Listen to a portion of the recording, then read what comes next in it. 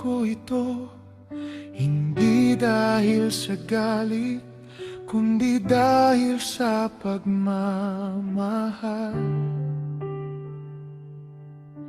Alam ko at alam mo rin na dumating na tayo sa puntong hindi na tayo ang nagpapasaya sa isa't isa. Ang dating tawa ay napalitan na ng katahimikan, at ang dating init ng yakap ay tila naging malamig na pilit.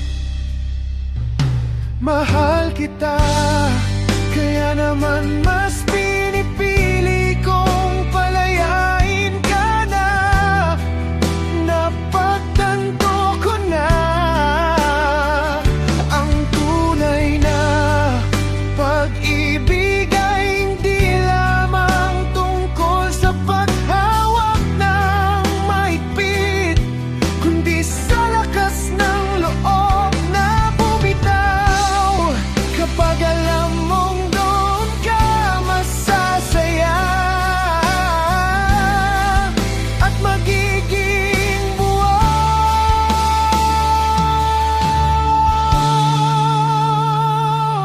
Hindi madali ang magparaya, masakit isipin na ang mga pangarap nating binuo ay kailangan ng tuldukan dito. Ngunit mas masakit makita kang nakakulong sa isang relasyong hindi ka na pinapatuloy sa paglago.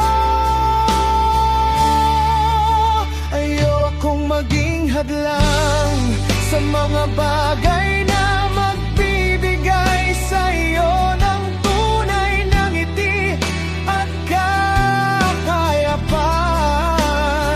Salamat sa lahat ng alaala, sa saya, sa lungkot at sa lahat ng itinuro mo sa akin. Babaunin mo ang lahat ng magagandang sandali natin habang tinatahak mo ang bago mong landas. Hindi man ako ang kasama mo sa dulo, magiging masaya ako para sa'yo mula sa malayo.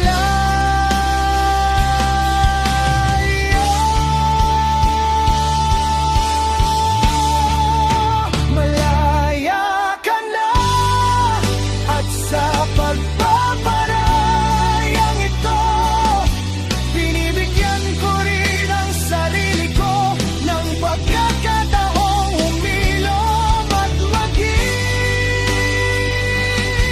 malaya rin.